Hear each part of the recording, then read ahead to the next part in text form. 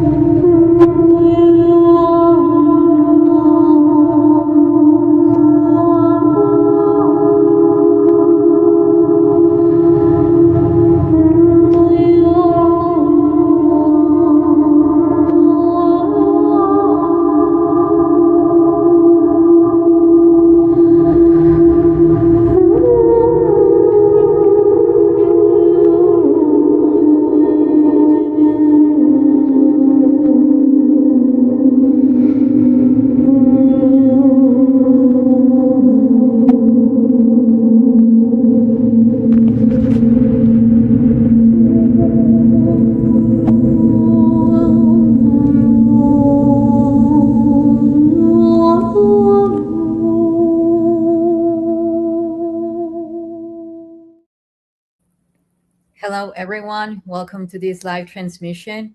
I have a super special guest with me today. He is Steven Young, also known as Steven Young the Alchemist. And one of the reasons why I'm so happy to have him today with me, with us, is because not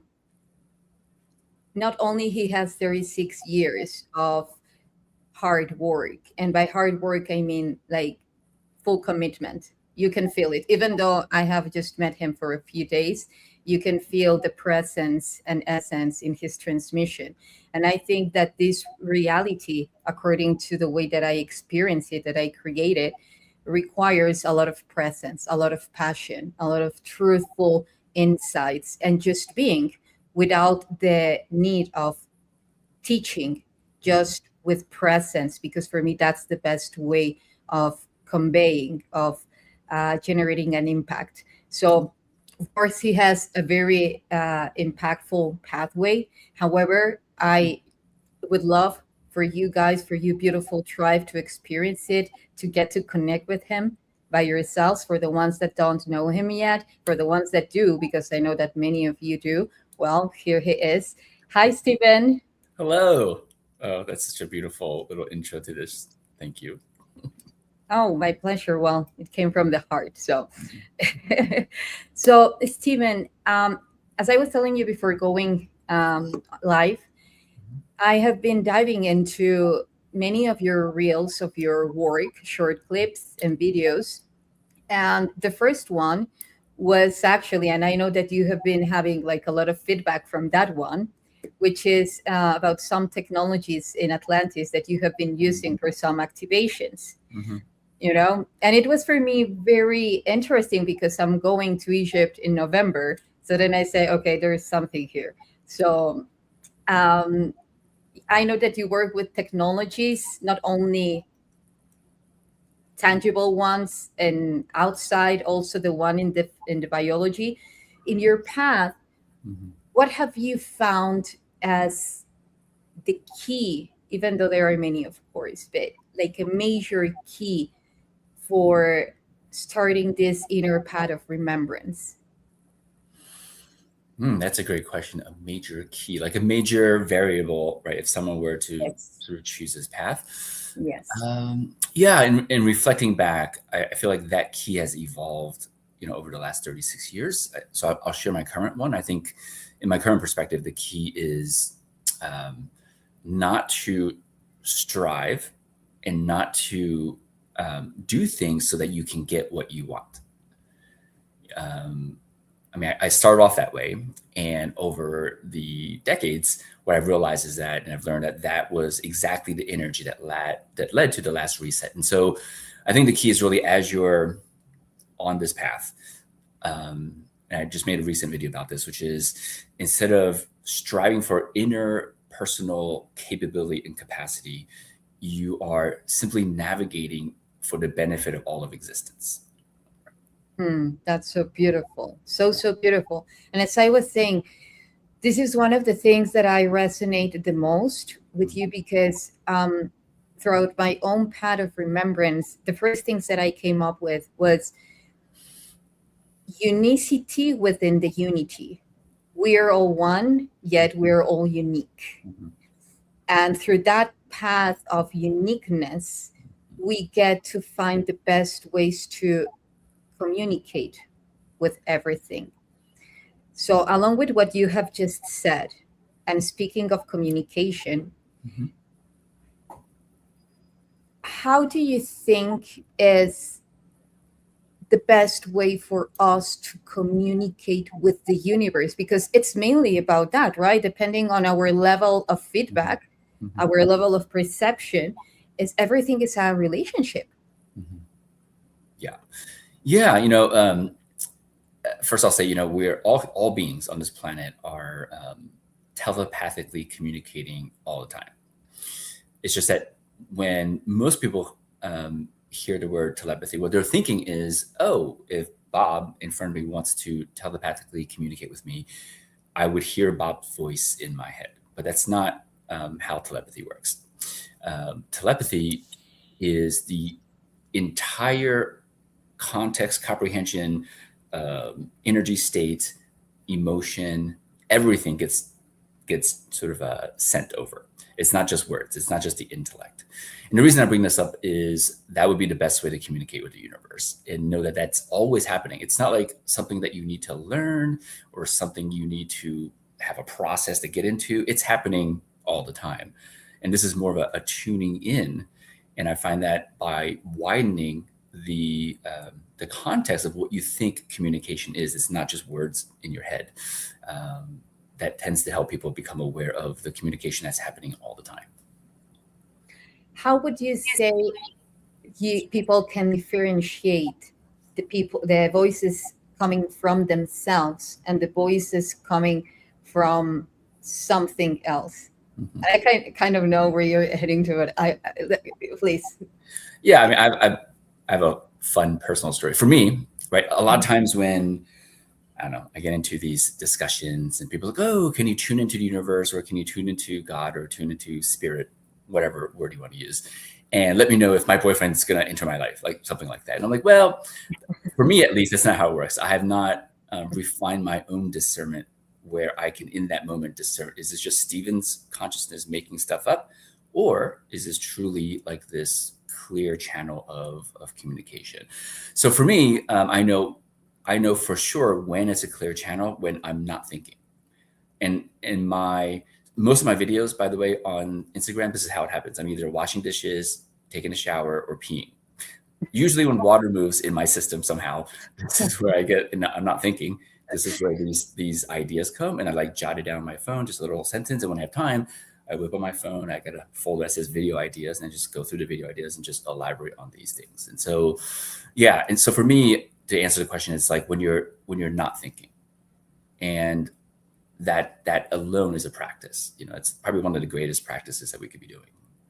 Yeah, I couldn't agree more. I call it being in the singularity. It's like you're already there. So then therefore you're not trying to reach out for something else, his full presence. Mm-hmm. And that's actually one of the monk practices, okay, clean, Mm-hmm. like the most mundane things Mm-hmm. sometimes are the ones that actually takes us to the highest vibratory states, right? So Yeah. in like now going a little bit, because thank you for bringing that up. Actually, I think that a lot of people feel and see themselves in those things, because Mm-hmm. I also would say, and speaking of unity, Mm-hmm. when people ask me if I channel, Mm-hmm. because there are many people that channel, or that's how they call it, Mm-hmm. what I say is that it's always an expression of myself Mm-hmm. who is speaking through, that it's an extension, a version, direct, indirect, yet everything is ultimately, the same, so I think that that keeps, at least it keeps myself in a place where I'm not giving my power to anything else. Mhm. What do you think about that? The power that has been given to a lot of, you know, guides, not to diminish or to deny their existence, because of Mhm. course it is. But Mhm. how do you feel about that? Yeah. The first thing I'll say is we get to acknowledge that we, in the 3D material world at least, um, live in a paradox, right? Just polarity. Because without contrast and paradox, we can't actually experience reality in the physical form. An example of this is we know from a quantum mechanics perspective, we are a particle, we're matter, but at exactly the same moment, we're also waves of energy at the same moment, right? And so, which is already the profound universal truth of like, I always joke, like, we spent our lives trying to matter, but we were fully matter when we were conceived.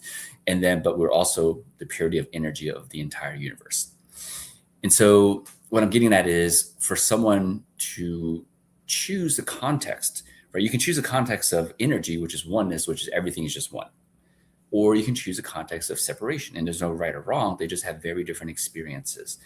And so I find that people forget that they can choose the context any way they want, and they can switch. I don't know. You can say Monday and Friday, I'm gonna choose the unity, everything is me context, and just feel what that experience is like. Tuesdays and Thursdays, choose the separation context where I'm channeling aliens, ancestors, God, spirit, whatever term you want to play with. And that's what we get to do in life. We get so caught up on like what's the right thing to do, we forget there's no right or wrong. That's a human construct, that we do get to choose any game rules that we want. And that's what we're meant to do, because you can imagine the last thing source, universe, God, infinite intelligence wants you to do is live in the same context for the rest Yes. of your life. It'd be a very boring experience. And God would be like, well, you spent 80 years not giving me new information. That God would want us to experience multiple, infinite, sort of contexts and variations of reality. So Yeah, I couldn't agree more. You touched upon like many topics, so I will just be addressing to them, yeah. because as soon as you said quantum mechanics, I said, Mhm. "Oh, no, he didn't." Now, now the full stream of quantum physics will come through it, but it's because it's one of the things that I'm most passionate about. But now, when you said that, like that diversity, that capability Mhm. of not just attaching to one archetype, Mhm. I love it. I absolutely love it, because just before again going live, I was like, I was neither cleaning nor I was in the bathroom but doing another thing. And I was like, okay, so where does the discrepancy of competition come from? And I normally tap into the fact that when things don't occupy their place, but it's not because it's a fixated place. It's just because there is fear that if I'm here and if I move here, then there is a complete process of separation, and that which I was there, I won't be here. Mhm. So, and I think that's very much related to memory. Mhm. Um, how would you say that? Well, and I explain why, but before I would love to hear what your perception of amnesia is, because I know that you also go through memory, and I have a point of connecting it with this. So, for you, how would you describe amnesia? Amnesia. I mean, there's so many ways to talk about memories and stuff. We can just we'll go a little neuroscience, a little esoteric. We now know that in neuroscience that memories are not what we think they are. They're literally made up stories in real time about the past. That's a more accurate way to language memories. And so and also they've done studies where they had like a college student witness an accident, but it was, faked. And then they had a police officer and another college student interview them in terms of what they saw. And the police officer got a very different answer compared to a college student. Even though it's one person witnessing the same scene, reported very different memories depending on who was asking. And so all of these sort of neuroscience, psychological studies shows that our memories are not as true as we think they are. And so then once you realize, okay, if they're not true and as fixed or real as we think they are, then what are they for? The way I look at it is memories and amnesia and lack of memories are kind of like if our beingness, if our current right now geometry was a bunch of different Lego pieces stuck together. Each memory, each story that we have is like a Lego piece. And again, we're not taught that we can change any piece that we want, right? And I've studied at Dahmer. They have a technology called a time seed. They put the time seed into your energetic field, and you can go back in time and change any moment of your life. And that changes the geometry of you right now. And so we are not as fixed as we think we are. We are completely malleable. And so it's just that in the industrial medical complex, right, they conceptualize it as you have all these traumas and you're all messed up, because that context is amazing to generate revenues for the industrial medical complex. But another context is, oh, we have all these moments of memories to play with where energy condensed, and we get to free up that energy, because that freeing up of energy now is what's needed for the benefit of all life. Again, you talked about geometries. For me, geometries are critical because it's the purest language. It's like every time that I want to configure something in my reality, I go to the holofractal field, my source code, which is my geometrical body, how I call it.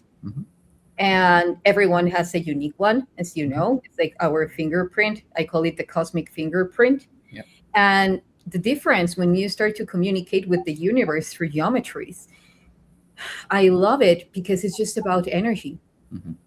And before going to another topic, which I love the way that you say that there is not negative or positive emotions. That's how you experience it. I love it because that's what I talk about when I mention just consider it energy. And it's energy that it's emitting a very specific frequency. What are you going to do with that energy? Are you going to torsion it? Are you going to use it to materialize something else? Because it's life force and different gradients of light. So now when you were talking about the capability, or well, not the capability, but how we get to move through this impermanence, and how memory is actually there is not an absolute truth, because everything is based on perception. Then again, we go that everything is just energy. Information is energy in different motions. And perhaps if you say something that to someone who is directing a trial and is, about a murder, someone who killed someone else, it would say, well, it's like there is something that did happen in this reality. That how is what it's very it depends on the constants that each one observed. Yet when we go into higher levels of perception and how we can actually transform our reality, like in situ, I agree. And I think that this is something that is taking place more and more, and it's becoming more liquid, more this liquid crystalline lattice of how we're capable to shift the reality like this. And that's a lot of responsibility. That's a lot of power. Yet that's who we are. So in terms of time, what I normally do, and what I normally say to whoever asks me, which is very much in resonance to what you said, is like every time that we talk about the fall of Atlantis, every time that we talk about all of this, I said, we're so powerful that we can actually tap into any timeline, any reality, within the infinite field of probabilities come together saying, this is what happened through a critical mass. Have you ever, I know that you go through the memories of Atlantis. So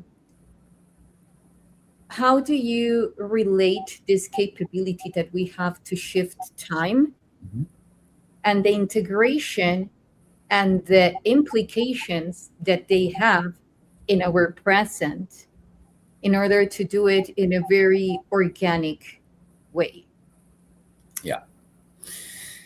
This is a big topic, and it alludes to what I said earlier when you asked, like, what's the one thing when people are on this path? And, I had mentioned that making sure that as you're doing anything, that it is serving all life.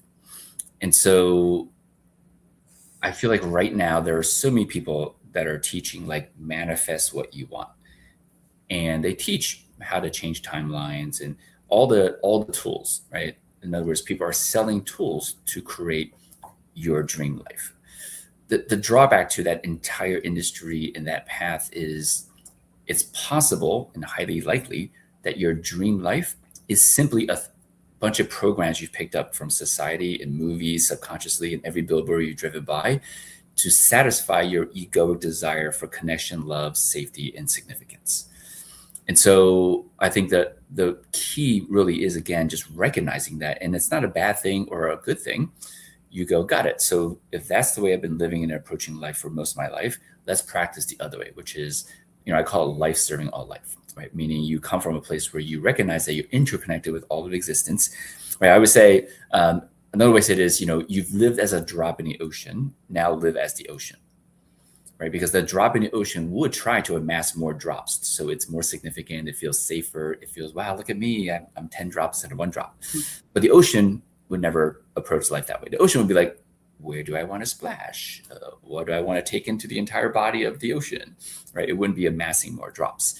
And so the first thing really is just recognizing if you're going to go timeline travel, bring Atlantis back and all the things, still check in with yourself. Is this a life-serving life context? Or is this, wow, I'm an Atlantean, look at me, and still feeling the separation energy, right? Because I always say, we get so caught up on what's the right action or what's the proper action or what's the ideal or best action. Technically, the action doesn't matter. The relationship to your act dictates reality. And so another way to say it is checking with what's the relationship that you are time traveling and remembering Atlantis back and all the things, just making sure that it is not coming from a place of the one and that it is still coming from a place of the infinite. You know what? While I was listening to you, it just came like, actually, we're doing it organically. That's what I feel. It's like we have the notion of what is most likely going to take place. Yet it's like our heartbeat. We know that heartbeat, every heartbeat is necessary to create a very different type of experience. Yet, that ultimately the best state is for the heart to expand as a heart vortex, into the infinite, as you said. And I think that something, at least in my case, is in my scenarios, is presence through experiencing what I feel that feels coherent at every time, at every moment. And when I do that, when I see that, I was like, oh, I'm already here. It's like that came very organically rather than when you were just waiting for something and putting all your energy. Of course, it's part of the process, having both focus there and focus here. Yet for me, the result, it depends on the gradients, how keen you are to handle those gradients as an alchemist, So now that we touched upon that, I call it septepi. I told you, like heaven on earth. Of course, if we go through this field of constructions, it's very relative. Nevertheless, beyond that, beyond the names that have been given to all of this, let's say heaven on earth has many ways of describing it, whether if it's the galactics here, like heaven on earth, whether if it's what we have somehow at some point referred to heaven, due to the level of frequency, or because it's just bringing something that it's outside within, like the feminine and the masculine, the negative and the positive, which for me is one of the fact that we think that there are different like things that are meant to be separate and very defined is one of the biggest reasons why a lot of people could be trapped in a loop and not being able to go beyond it, because for me unity is fundamental. The way that you describe it, it's neither negative nor positive. It is what you choose it to be. Information is just information. You give it the purpose, as well as in everything. So now I know that we both are in very much resonance with the Homo luminous and as the next stage of human evolution. Can you tell us a little bit about that? Yes. And I can tie it back to this whole heaven on earth thing as well. Oh, yes, please. You talk about whatever you want. Cheesecake and cheeseburgers.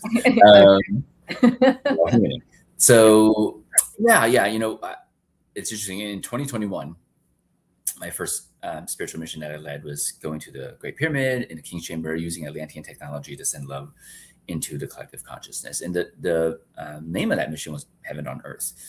And during that mission, I was introduced to someone who's a incredibly connected quantum being. And she basically, to make a long story short, helped me open up the quantum field.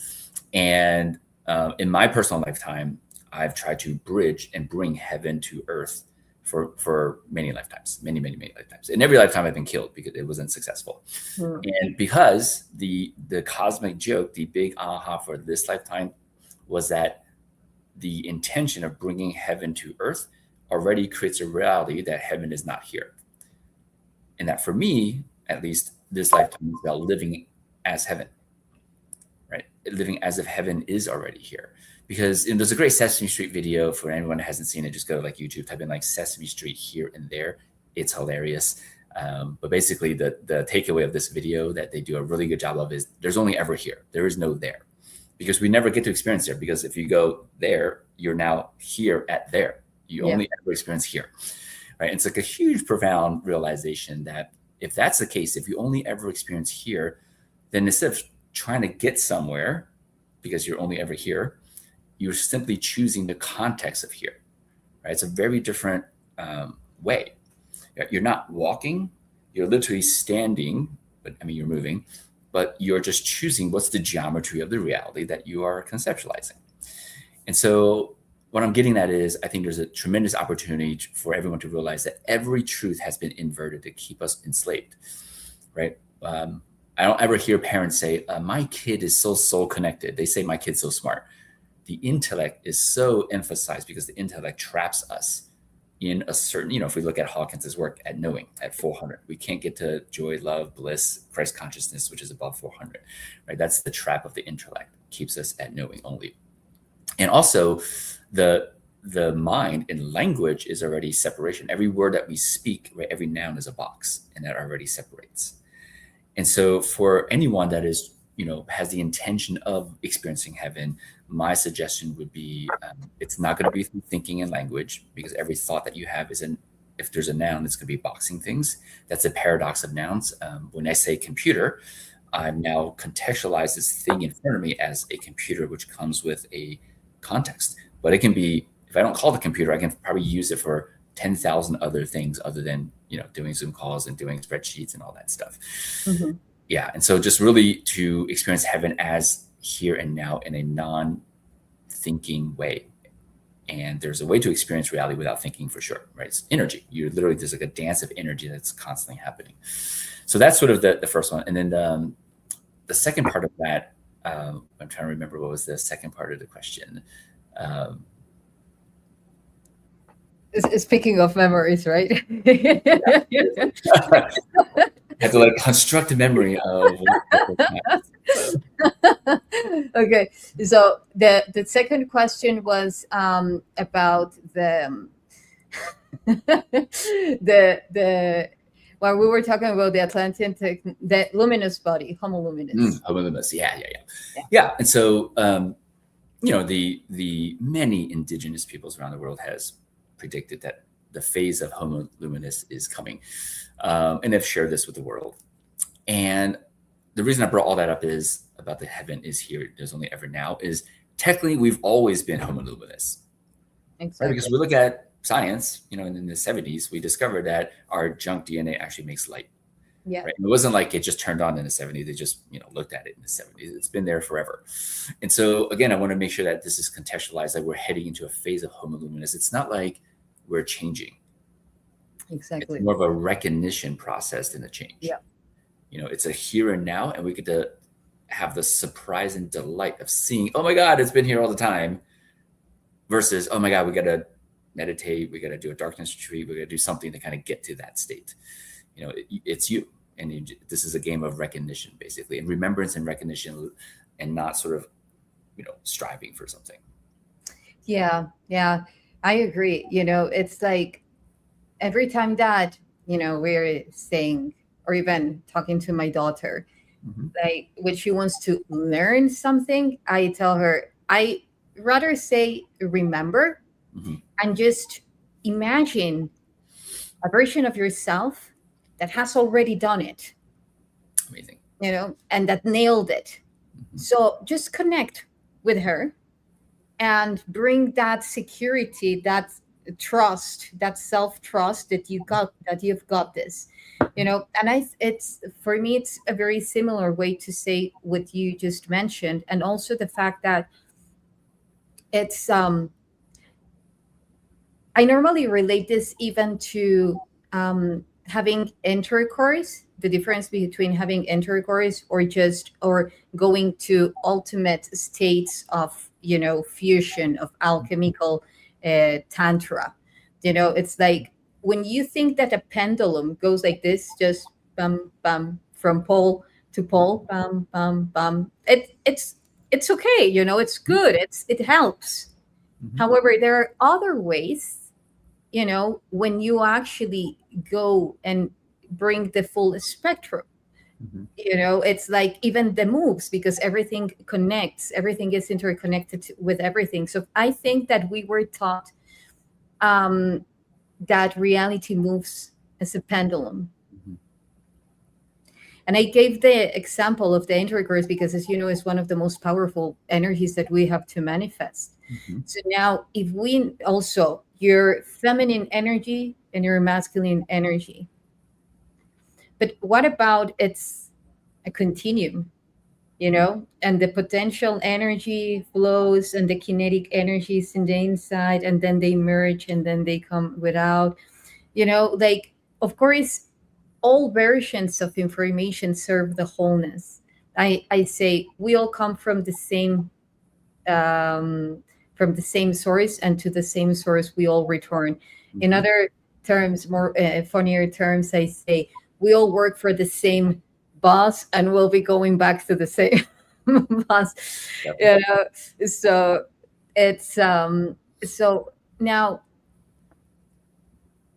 on your process of remembrance, and now that you mentioned this about the Homo luminous, and I agree, the junk DNA, how does this separation would translate in the deficiency that our biochemical structure or biological structure has? Yeah. If we just look at the common spiritual community language, right? What's being talked about is transition to Homo luminous, from carbon base to crystal base. Our energy channels, a little bit more Asian, the energy channels are opening up so we can conduct more bioelectricity. There are many ways to describe, through different contexts and different lenses, of this natural evolution that's happening. And my current story, by the way, everything I'm saying is just Steven's opinion and story, not fact. My current story is that, yep, you can really lean into that practice.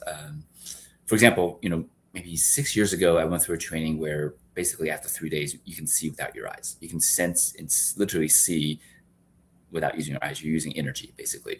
And yes, you can do telekinesis. You can do all kinds of stuff, with energy and this natural evolution that's happening. Like we're naturally becoming more and more capable. Or you can just like Netflix and chill at home, and you're still going to receive this. And it's just like a very important context. You can choose, like you can do the training and devote to it, or you can literally not even pay attention to it. Just because you exist in the field, it's going to transform you, whether you want to or like it or not. And I always like to give both sides of realities, because that we do exist in these both sides. And again, there's no right or wrong way. The ultimate message is choose. Choose one, both, either or. Yes.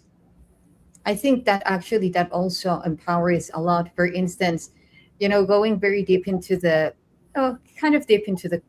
quantum physics, you mentioned the spin and so forth.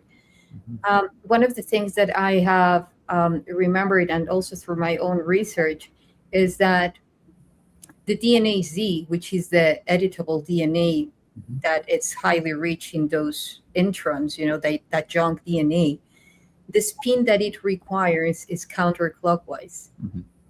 Like how many times by some groups, even from spirituality. And I even at some point went through that, like, because a friend told me, no, don't do it counterclockwise, because then it's like, and I was like, oh wait, And the thing is that we need both spins, both rotations, actually, to generate the vacuum, to generate free energy.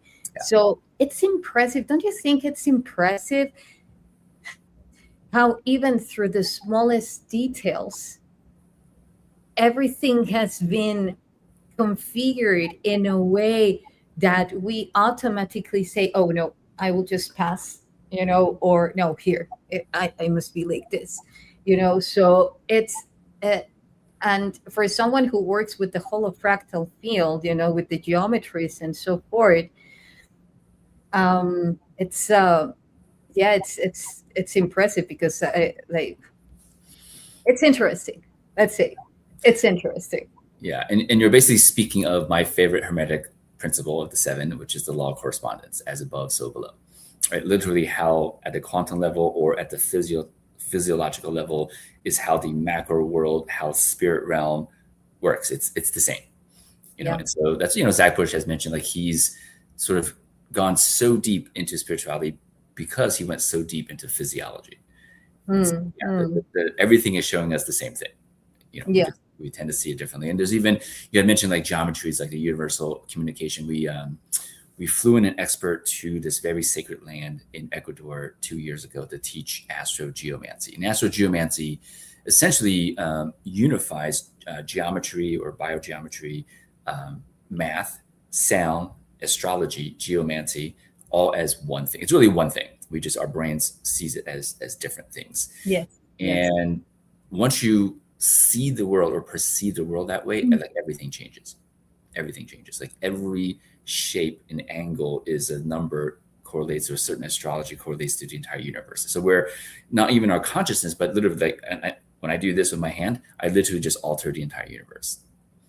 Yes. So it's really, really helpful for people to kind of sit with that, because we're constantly thinking, I got to save 1,000 lives. I got to build a hospital. I got to build a business to matter. I'm like, literally 24/7, you're altering the entire universe.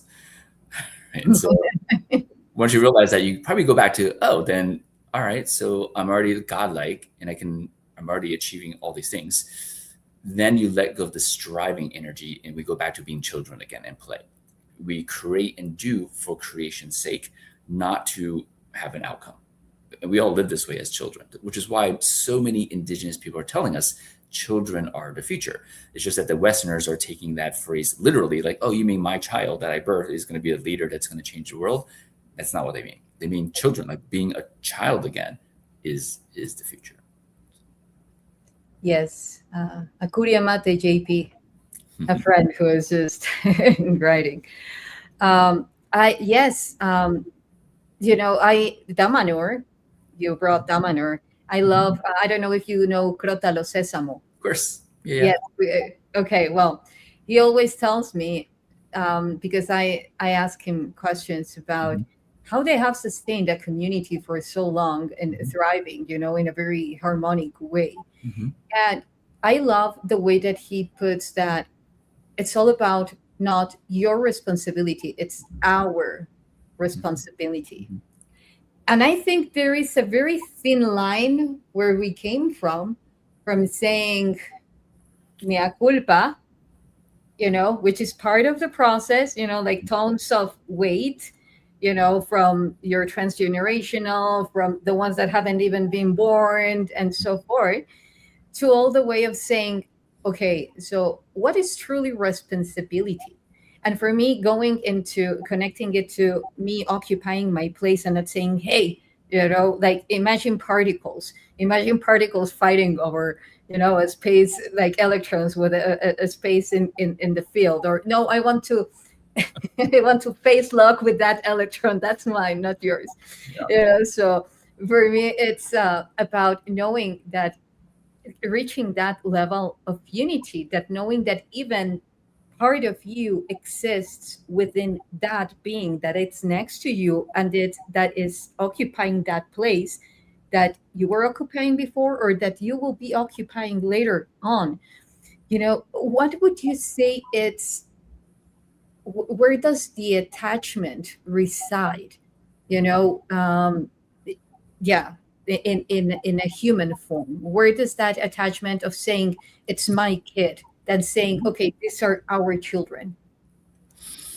Yeah, I mean, society programming, right? I mean, we tend to underestimate how easy it is to program a human and how much programming is happening. And again, there's no right or wrong, good or bad, positive, negative. Once we realize how easy we are to program, because some people jump into, oh my God, I can't believe the system programming with all these things. But the flip side to that is you can just reprogram. It's literally how easy it is. And so, they've done studies where, for example, fear. When children, like babies, crawling around, they put like spiders and snakes, things that we typically would fear. There's no fear. Fear is a conditioned response. And the whole my thing, again, kids, unless they grew up witnessing their parents do this is my action, they don't have a sense of that. This is all society conditioning. And it shows up in language. Like as soon as you say my, there's a saying that's my car, my laptop, my house. Any sentence that you begin with my, you're now enslaved by it. Right. And so that we get an opportunity to think, instead of saying like my computer, which is what I'm looking at, I would say like the computer that I'm currently stewarding.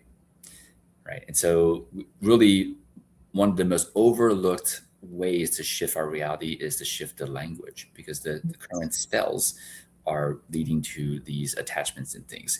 Now that's like the highest layer that, I always use the Russian nesting doll analogy. So that's like the widest nesting doll language, word choice. Within that, there's a lot of subconscious programs. And so there are specific meditations that we can do to dissolve attachments to things within our subconscious, right? Because if you simply do it consciously and make a conscious choice, we know, again, through neuroscience, that our conscious mind can roughly process between 8 to 200 bits of information per second. And another way that it is, our conscious thinking mind can render reality with a computing power of 8 to 200 bits. Our subconscious mind is 200 million to 400 billion. Like it's even hard for the conscious mind to grasp the difference between 8 to 200 compared to 200 million to 400 billion. Mm-hmm. And so many of our lives, there's a saying in psychology, our lives are dictated by our subconscious. And then once we do an act, our conscious mind then comes in and goes, yeah, I did it. I made that decision. But it's really our subconscious mind that is making the decision, because it's a super duper computer. And so for anyone, I'm sure I can share it with you. I have meditations where you can just listen to it. It takes about 15 to 16 minutes. And it'll help. You can choose any attachment that you have, and it'll help you dissolve that attachment in the subconscious mind. Oh, well, that's wonderful. That's wonderful because, I feel that every, ancient teaching talks about the importance of detaching, like presence is detaching, because you know that whatever you need, Hmm. it's here, and you're capable to manifest whatever you want, even if something is released, Hmm. or you shift to another type of reality. And it brings me to an example of the spider Hmm. in its spider web. The people that easily attach are the flies and the mosquitoes that did get trapped into the timelines, because Hmm. ultimately everything is a timeline. What you're generating an attachment to is actually a reality, a construction of your mind that you experience for a specific amount of time, and that you might be in fear of moving to a different timeline. So that's when you get stuck in the and trapped by the web itself. Hmm. So it's, for me, remembering that we can be that fly. And i I have experienced that position, like I'm pretty sure that everyone that is watching this has, it's part of this human experience. Now, uh, yet ultimately remembering that you're also the spider, and then you are building even the timelines that in another reality you're, I call it light architects, that you're bringing in with filaments of light and building up realities, and perhaps you're not just experiencing them, and there you're saying, oh, this is a beautiful timeline for me to experience. Yeah, you created it at a different gradient of light, so, or the other case around, because then again, as above as below, and that rock that falls at some point will have a ripple over there, Yeah. so yes. So speaking of technologies,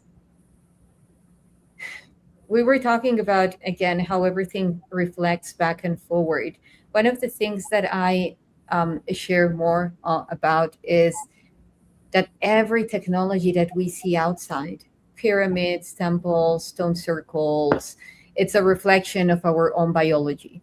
And Hmm. that ultimately we can become one unified mind with those technologies once we reach the level of plasma, not only awareness, yet the mastery of the plasma, telepathy, telekinesis, and so forth. Hmm. What do you think about that? What do you think about what is the purpose of those technologies? Are they coming back online at some point? Regarding to your mission? And when you say technologies, are you referring to the internal technologies, like the? No, no, those ones. Yeah, no, the external ones, like the pyramids, or all these pyramids now coming back to the surface and so Yeah, forth. yeah, yeah. I mentioned earlier that with Homo luminous, with heaven, that it's less about a getting somewhere. It's a recognition game, right? Because everything literally is here. Heaven is here. And so with these pyramids and things that are being discovered, keep in mind they've been sitting there for how many, depending upon which narrative, many years, right? We won't go into the rabbit hole of Yes. that is. And we're seeing it now, like it's coming to the surface because it's corresponding to our own humanity's natural evolution of higher frequency, we'll call it. And this is why these things are being revealed and showing up. Because, in another way it is, we can say it, our consciousness is now ready to accept this, right? That's one way to describe it. I really would describe it as our frequency and our geometry is shifting so that we're able to now experience this version of reality, and it's showing up to remind ourselves that basically we are the creator, right? We get so focused on these external things. And like you said, all the greatest technology is literally like we are rendering reality. I would say on many shows now, one of my new favorite friends, Dr. Larry Farrar, proved, using plutonium, alpha particles, that our consciousness renders physical reality. And so once you sit with that, you go, oh, wow, that's huge. I know, I know.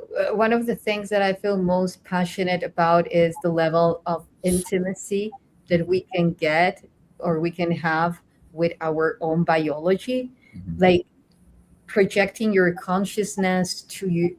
one neuron inside of you, and then start communicating with your other neurons, like speaking neuronal language, or speaking cellular language or mitochondrial language or microtubule language. For me, all of that is just to remember, hey, that's inside of you. So if you want to understand or remember how that worked, look inside. Yeah. And who knows?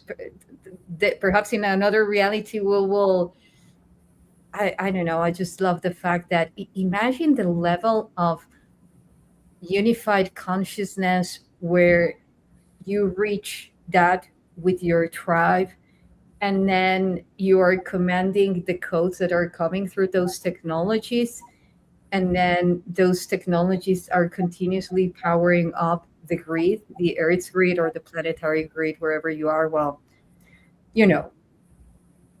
Yeah. I know. As you were talking, I was reminded of, so just a week ago here at my house, I hosted a gathering, and it was a previous partner of mine, Sarah Solstice, who is, I call her like a category of one human, because I can't even say she's the most spiritual, because she's literally like a category of one human. And so the night before her production and her experience, I was helping her set up, and she was like, "Oh, can you find a audio cable for me for the speaker to her laptop?" I was like, "Sure." So I grabbed it, gave it to her. And when she held the cable, for like 5 minutes, she was like in awe of this cable. She's like, "Do you know what happens when I plug this into the laptop and into the speaker? This incredible music goes from my laptop into this speaker and broadcasts it into the room." And she's like in miraculous delight of this cable. The reason I'm sharing this is we're taught like the actions create miracles, or we do something to create miracles, or heaven literally is right in front of us. It's more of a perception and a recognition thing. And she lives by far the most magical life. Like, a homeless person gave her $100 and said, "You'll do greater good with this than I would ever do." Like, who generates that field? She does. And so she's a great living example of, and I just want to share again, like the perception of reality is our greatest action that we could do to change reality, to see that heaven actually is in fact here. So Yeah. You reminded me of a story when I went to Egypt, and I was in the bathroom, and in the airport, at the airport in Paris, before going, like the layover. And I was there at 2 a.m., soaking wet because I had gone to the Eiffel Tower and it was raining. I did an activation. It was raining. I came back. I was trying to dry myself before going on the plane. And then 2 a.m., a man comes to the bathroom. And I was like, okay. And it was, like just by the entrance, where anyone can enter. And I was like, okay. So then I was just there and I just stared slightly at him. And then I immediately felt him. He was this Hindu man with a mala. And then I said, he's not, like he's more than he's showing. And as everyone else, but you know what I mean. So then I said he was emitting this very much angelic energy. Yeah. And then I was going through a very interesting path before going to Egypt, because I was just, living with what I had at that moment, just very specific amount for what I needed to pay for, But then again, I started playing. I moved myself from another type of perception, and I was. He comes to me and he asks me, "Can you help me?" And I said, "Well, let's see." And then he shows me something, and he told me, "I need to get here." And I said, "Okay." At that moment, I just said, "No, I can't help you, but perhaps someone else outside can." Okay. And then I gave him my food And, then I was like, I'm thinking too linear. And then I said, it's not what he needed. So then I went after him, and then he was already coming back. And then I said, hey, I have something else for you. So then I said, I'm going, as the Incas say, I'm going to do the unnecessary. And what was the unnecessary for me at that moment? I gave him the money that I had in my pocket, all of it. And then I said, this is what I was meant for me to give to you. And then he takes out a stamp of a saint for the travelers. And that stamp has been with me ever since. Wow. Yeah. So, yeah, I mean, the miracles that I think, at least again, from my experience, the biggest miracles in life are when we don't take life too seriously. For sure. When we are capable to allow ourselves to be mesmerized and surprised. Yeah, for sure. I always remind people, like, we talk about light, and I mean, there's a lightness to life. And again, it goes back to language. It's why so much of our language, like, we're under stress, we're under burden, we hold space. So much of our language puts us into a denser, contracted, at least as if we're under something. But no, we're literally like broadcasting reality into the universe that corresponds to our light. And so, yeah, which is, earlier, I was like, what do we talk about? Cheesecake and cheeseburgers. Like, I love just kind of joking around, even when we're talking about the most serious things, because this is just one cosmic joke. I always remind people, like, you think you're going to live this significant life, and the paradox is you will, and you are. Like, every moment that you're here, you're affecting the entire universe. But 1,000 years from now, after you're dead, like, no one's going to remember. It's actually insignificant. So it's this paradox of, like, significance and insignificance. And most people strive for significance. They've forgotten to strive for insignificance. Yeah. You reminded me of what's even significance, and we will go to perception, depending, it's relative. Yet, what would be a true significance for you right now, what you're experiencing right now? What would it be, like, for you, having a true significance of you being here, like going deep into you, like deep into you? I know that I asked this in the beginning, different type of question, but about, like, this is different. What would be you saying that it's the true significance that you find of your life here on Earth? And when you say significance, are you referring to maybe like what's my life mission or life purpose, like that context? Yeah, like when you reach that moment that your last sigh, which will be in long, like in a long time from now, if you choose so, of course. But that last sigh that you say, full satisfaction, that will give you full satisfaction. Yeah. I've pondered this when I was in my 20s, when I was doing a lot of meditation. Essentially, I was like, all right, on my deathbed, how do I live the most fulfilling life, right? The most meaningful life. And what came to me was like, well, I don't think I would have any reflections in that moment of any regret, as long as I always act from love. Basically, like, what would love do? Because I don't think on my deathbed, I'm like, damn it, I did that out of love. I shouldn't have done that. And so one way to answer that question is to live, instead of saying what's the right thing, wrong thing, or what's the best thing, is just ask yourself, like, what would love do in this moment, and just do that thing. So that's like the micro tactical thing. And really, for me, there definitely is this, like, living as if heaven is here. So that's more of a contextual thing. Like, heaven is here, and within that, what would love do each moment? Well, it brings me to the fact that when we, when someone is scared and in fear and just goes deep, and immovable, that perception of Not being capable to move. Yeah. You got it. So now that's how our bodies had been trained, even, and this is why they hadn't been exploring its full potential of light. Because for us to reach our full potentials of light, as you know, we need to reach higher points of electricity, dielectric field, the right geometries spinning in the right way.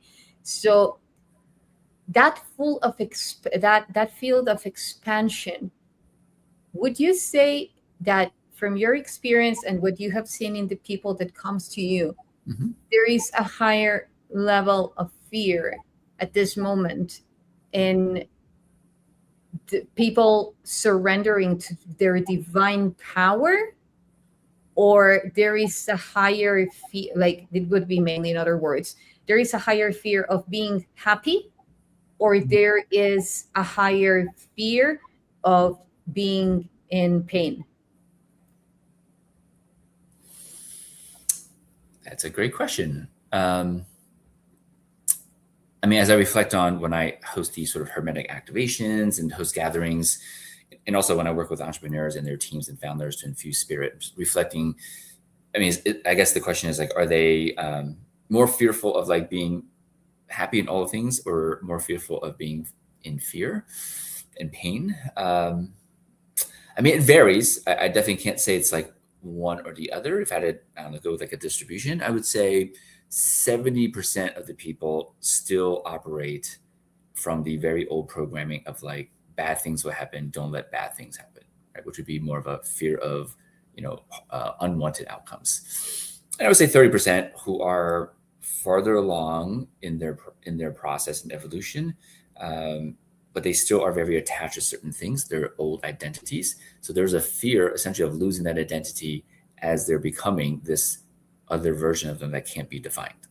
And so I would categorize as, 30% there, and 70% is still, your typical human construct of like, I don't want my business to fail. I don't want to let down my parents, that type of stuff. Yes, I agree. I do see this happening more. It's sometimes it's harder to allow people allowing themselves to be happy, or us allowing ourselves to be happy, than just saying that embracing the happiness, because there is, if you see how they and by they I mean, very specific groups, factions, whatever, the very same story of reality. The way that it was delivered, the information to us, that if you, like the original sin, if you speak, then, and speak is expression, and as I was saying at the beginning, everything comes to a form of interacting with the realities, expressing ourselves and expressing to the reality, to the universe itself. So if there is fear of expressing ourselves, because our words can harm, our emotions can harm the other, it can cause irrefutable wounding and so forth, and then other type of patterns, blame, shame, guilt, come. But when you see it, as you mentioned, that there is no negative emotion, there is not a bad emotion, then you honor every emotion. It's very interesting that I just watched it today, and I was thinking about yesterday. I was saying, yeah, I'm honoring all my emotions. I really choose to honor all my emotions because they exist for something in the first place. And I think that's a major key of and point of origin for many things to be transcended. Yeah. I always remind people, because we talked about non-attachment being a very important thing. The thing is, if you understand those hermetic principles, you can't set the intention to be non-attached, because for you to get to non-attachment, you must be in the here and now in attachment. So as soon as you set the intention to be non-attached, you're just reaffirming attachment in the now, right? This interesting paradox for people to navigate. And this is why we were taught in Western society to have direct, simple, measurable time frame, like SMART goals, because it traps you in these loops. You'll never get out of a loop by having direct goals.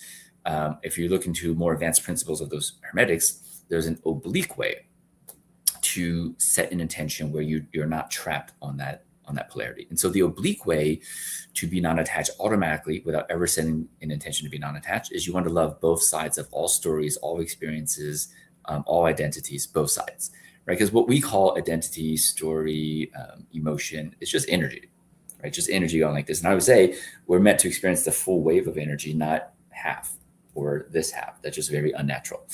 And so when you love both sides, when you love being kind and an asshole, when you love being smart and ridiculously dumb, this is how you become non-attached. When you love the story that this person is blank, blank, blank, you literally create the opposite story and you write 10 factual things that you have observed where that is actually true.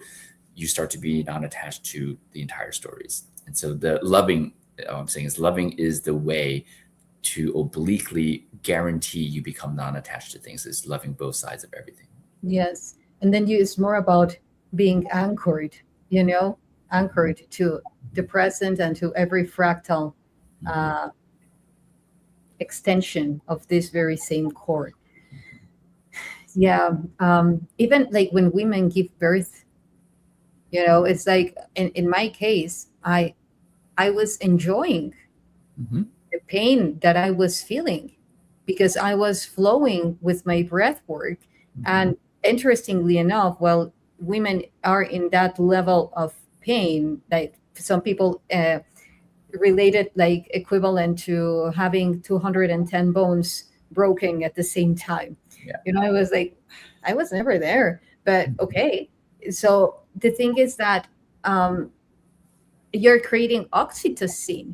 So your body is creating serotonin, endorphin, oxytocin, other type of biochemicals that are raising your frequency while you are going through other type of,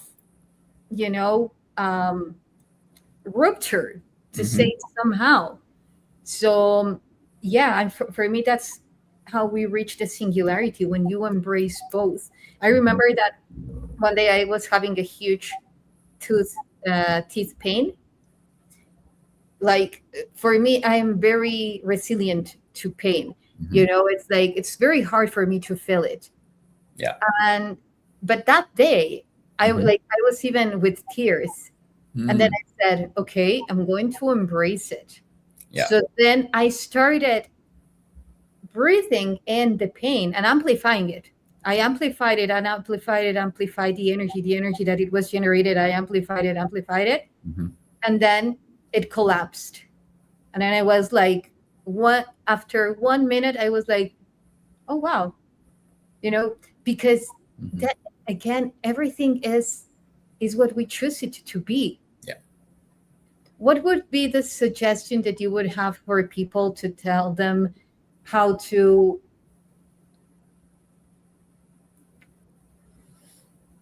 if someone came to ask you, hey, Steven, how can I embrace my choice without guilt if they are going through huge shifts in their lives, like involve a lot of people around them? What would you say? Well, there are many ways. I'll give two. I'll give like an energetic, metaphysical, esoteric way, and I'll give like a subconscious way. The metaphysical, contextual, esoteric way is you simply shift the context in which this scene or decision or choice existed, right? Because if you shift the context, I'll make up a context. If someone's like, I feel guilty that I'm going to charge this person $1 million for an hour, just making stuff up, for my time. 11/11, by the way. Magic. And then the context is, money is this currency and we live in this economic world, so on and so forth, right? That the guilt typically would be like, oh my God, how can I charge $1 million? But if you go, oh yeah, I'm a God being, money is made up construct, and I'm going to deliver my God self and all the wisdom onto this person. And literally, it's this fictitious thing. It doesn't matter if it's $1 million or $1 or $1 trillion. It's literally this fictitious energetic thing. And so, yeah, $1 million feels amazing, right? So changing the context. And that's like the greatest thing that people can do that they don't do, because we weren't taught in society how to choose context. We were taught how to exist in the context programmed onto us so that we stay in that context, right? And so the subconscious thing is, if there's guilt, it means there's judgment. There's a self-judgment. And so again, I have a meditation, again, I can share where you can identify where is this judge in your energy field, and you dissolve that judge, and therefore the guilt and shame goes away, because there's no judger to judge the self to feel the guilt and shame. So that's like the subconscious way. And, you can play with both. Well, that's wonderful. That's wonderful. Well, let me see just one thing, because all of these things actually, even people think about it or not, they help for us to make our body glow, because then we become purer vessels of light transmission, back and forward from the primordial field, I call it, accessing from within to that primordial field and bringing all the energy, so because ultimately how we talk about free energy, accessing free energy, creating all of these devices, how are we going to create that outside if we haven't generated it within? So another question, if I may. Mm-hmm. How would you suggest people to generate their own or tap into their free energy? Wow, there's so many ways. Then it depends on which culture, which tradition. I'll start with, there are many ways. The Asians have their ways. The sort of hermetics, alchemists have their way. I'm just trying to think of like what's a foundational thing. So I mean, the recommendation would be, choose. There's tons of different ways to do this, but the foundational thing is awareness. I find that we live in a society where, I would say, like, if you're crying at the office at work, the manager, boss, whoever doesn't come over and say, "Oh my God, this is amazing. You're tuning into your emotions. Keep going." That's not the culture that we live in. And when we were young, when we started crying, no parent typically came over and said, "Oh my God, you're crying. This is amazing. Tell me more." We were typically told either, "Hey, stop crying," or "What's wrong?" And so we either contextualize having these emotions is either wrong, or like we need to stop it. And so through society, and this is all on purpose, so that we can play this game of expansion, which is to tune back into emotions. And so my foundational recommendation for all humans is, and I have science to back this up, I'll share. When my daughter was 8, I spoke at her school for STEM Day, and I did an experiment. I asked these 8-year-olds to call out emotions, and I would write it on a chalkboard. And I did this for like 3 years just to get enough data. And I also would ask adults, a group of adults, call out some emotions. And the data was that the 8-year-olds can name 3 times more emotions than adults. 3 times. And it's just a great example of how we've been repressing, suppressing our emotions, that we've actually even lost the language to describe said emotion. And so my number one recommendation for someone that wants to like increase their free energy, which is energy, emotions, is go on Google, type in emotion wheel, screenshot it on your phone, and look at it 10 times a day. Just be like, check in right now. Where am I on this wheel? What's the emotion that I'm feeling? Because if you don't have that acute awareness of your own energy, how can you develop that energy? Because you don't have an awareness of it. And so my foundational recommendation is just to do that. And then from there, you can kind of choose, do you want to go, do the Qigong way, the esoteric ritual way, the Dharma Hers have their own way. There's many ways to do it, but at the seed of that is awareness. When I study alchemy and Dharma Her, we did this thing called Matatura, which is, it took like 15 minutes to stand up. basically you had to be aware of like every energy, every fascia, every nerve, every muscle, everything, every thought, all 5 senses, everything. So it took literally 15 minutes to stand up because we had to learn how to tune. Interesting, as I'm saying this, in a spirit day from Dharma calling me. Just gotta love the synchronicities. So. Oh, well, I'm going next year. I was going in November after Egypt, and then I moved it. We moved it from because I'm a co-founder of the Way of Being Foundation, Okay. and we are organizing the trip to Damanhur, and it's going to be next year. So, yeah, Krotalo has been telling me, yeah, So yes, yeah, I'm it's going. one of my favorite. I mean, I really say it's my favorite place on the planet, just because. Yeah, and Krotalo and Spirit, who was just calling me, they were with us in 2024 for the Atlantis mission, and I've been taking groups there, once or twice a year for 5 years. It's literally not just their esoteric wisdom, but what they've been doing for humanity is ridiculous. Like, I truly do believe that they already have the blueprint for all the things that we would want to happen in the future. They just don't have the resources to pull it off yet. So I've been, helping them get the resources. Yeah, I agree. And they have very much that unity consciousness, Sure. like really embodiment. And I don't know if you are familiar to Dr. Lidia de Leon and Arturo Ponce de Leon. They have Euphilia. They are founders of Euphilia. Well, they are very much experts in all these ancient technologies, temples, from the scientific and spiritual approach. And they went to Damanhur and did all these testing that they do with the pyramids all over the world. And they said that the temple of humankind has one of the purest frequencies as in the temples when they were still active in Atlantis. It has the most harmonic field of all the temples that they have been to so far. Interesting. It's alive. Yeah. Yes. Yeah. Wow. Well, who knows? Perhaps we will meet there. Hey, yeah. Well, the universe has such sublime ways of surprising us that yes. Okay. Well, I love this. I don't want to keep you more. I could, keep on talking to you like forever, but I know that you have many things to do. So, yeah.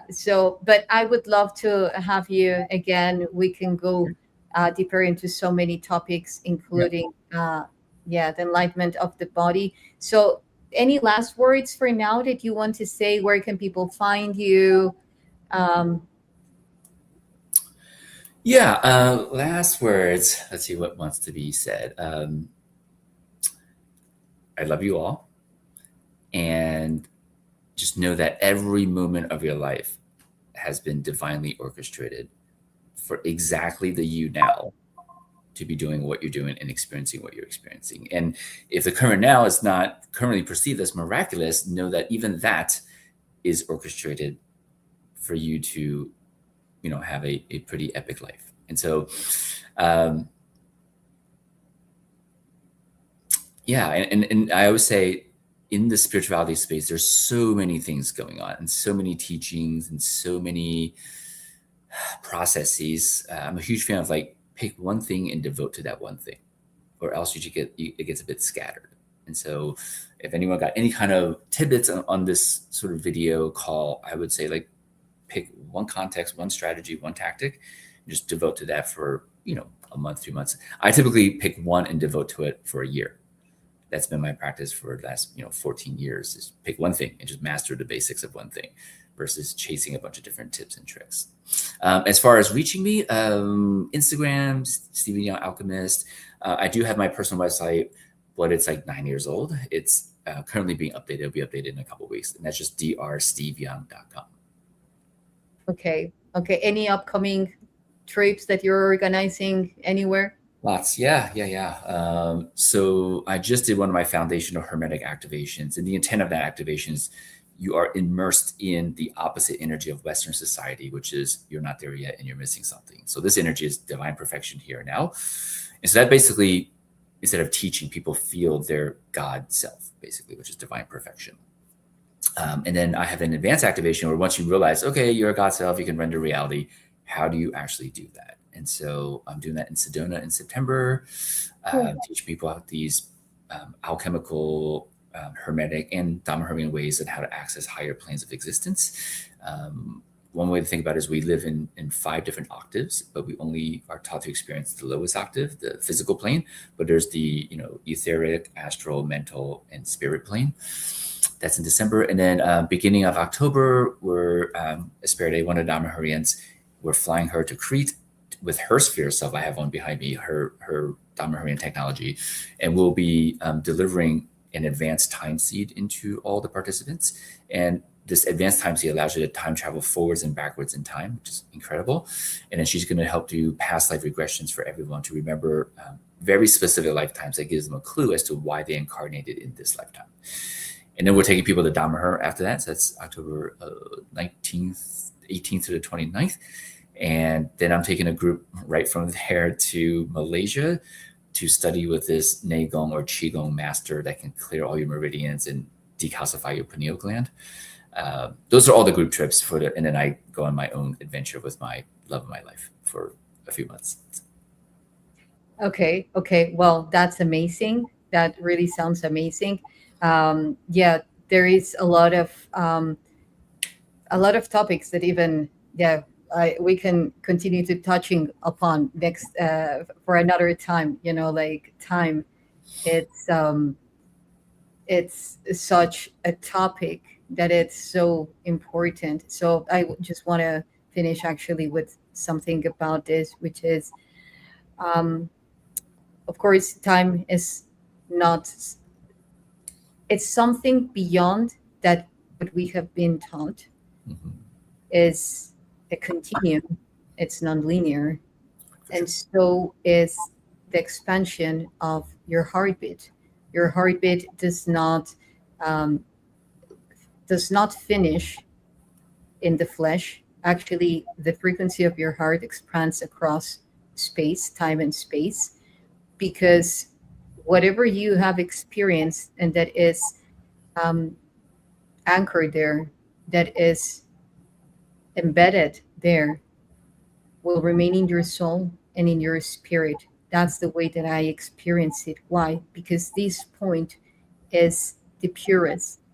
So overall, a message is thank you so much, Steven, and honoring your teachings, the information that you convey. Remember that everything that you have done does not define you. What defines you is what you choose it to be. You are the present, you are everything, and you're nothing. And so you're pretty free to choose. And thank you so much for joining us in this live transmission. May you continue to experience all the versions of yourself and fall in love with every version of yourself and go through every emotion of every version of yourself, reaching that wholeness, that presence. And may we get to connect there in full harmony, unity, and just being, So again, thank you so much, Steven. And until the next time, everyone, HUNUH.